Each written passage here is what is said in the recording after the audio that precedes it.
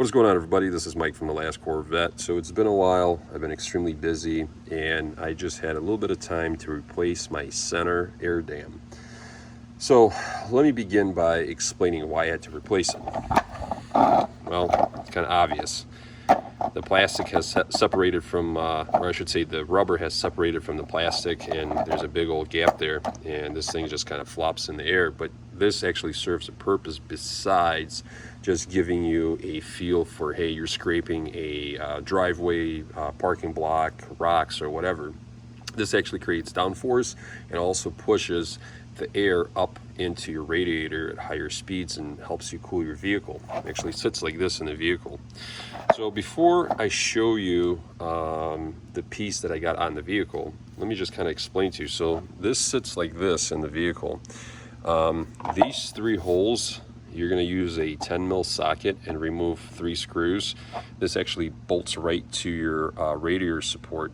As you can see, this is curved, radius thin. This actually glides right over the radiator, which I'll show you here in a minute, and kind of helps the air get to, well, your cooling system. These tabs, you got 1, 2, 3, 4, 5, 6, so top and bottom is what catches the bottom of your radiator support or your core support, kind of locates your center dam. And this is a 3-piece, so you have a center, you have an outer passenger, outer driver, basically outer wings. You can still buy them new, you can buy them used, you can also get them aftermarket. I think there's a company out there that sells old plastic. So top is plastic, bottom is plastic. Same thing with the outers for like a 180 shipped. But my outers are fine. What was damaged was obviously this, and it's been like this since the day I got it. And also these outer ears on the driver's side, they were ripped. So I was, instead of push pins, which I need to get tomorrow to complete this install, I was using the body clips to kind of hold it in place, as you can see here. And then this is the way it sits once again. And these locators, okay, you actually can't see when this is installed in the vehicle because your lower bumper, your bumper cover is actually covering. And what you do with these tabs is there's 2 push pins, one on each side, that you got to pop out.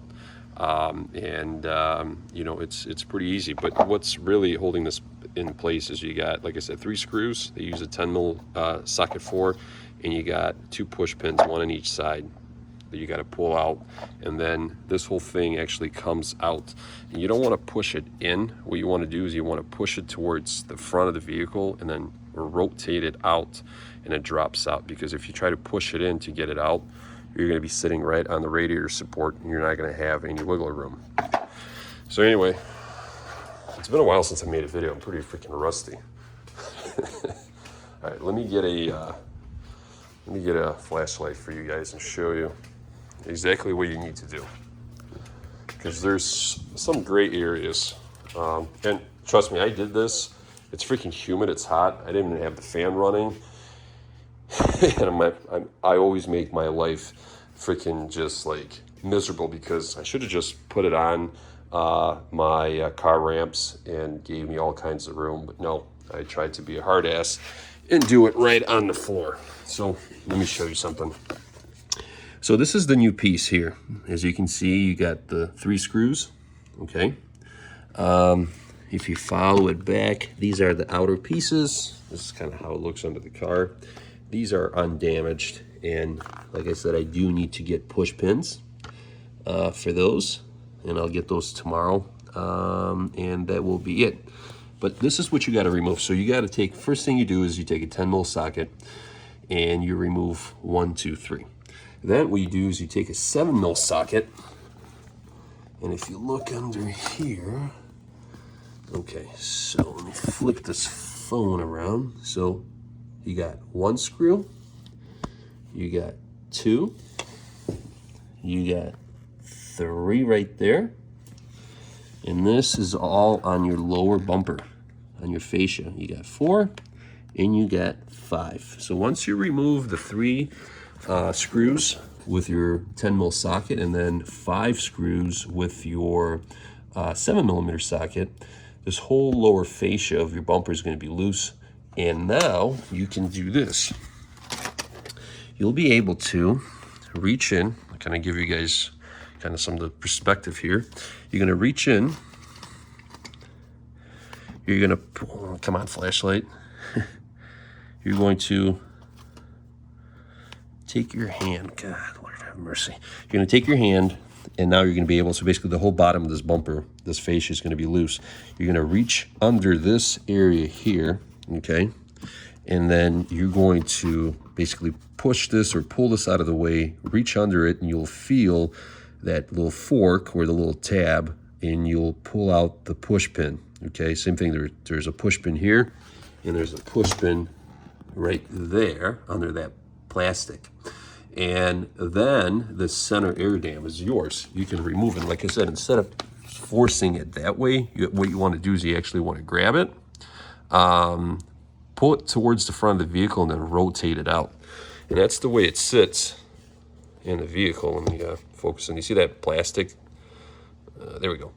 So you see how it curls around the radiator and actually forces air into the radiator. That's why it's so important to have them. I mean, you can remove them, but you're actually defeating the purpose. And then when you're reinstalling, you're basically going to reverse the steps. And what I did is I kind of peeled back the lower fascia or the bumper cover. And then what I did with, let me just show you with the old one. You want to center it too. You want to eyeball it to make sure it's centered, because these grooves right here will go over the your radiator support. So what I did was, when I was installing it, is I went in like this, went over the radiator support, and I was slightly prying on the bumper on the lower fascia to give myself a little bit of clearance, and then it just pops into place. You use these plastic tabs as guides to kind of lock you into the radiator support. So you just roll it in like this, it gets into place. Then you're going to reach in, and now you're going to put the push pins. The push pins go in this way, not from the top. So you're going to put the push pins back in, and then from there you just basically realign everything, put your screws in, start them. You're going to put your 7mm socket screws into the lower fascia, tighten those first, and then tighten your three 10mm socket screws, and then you're good to go. Talk to you guys later.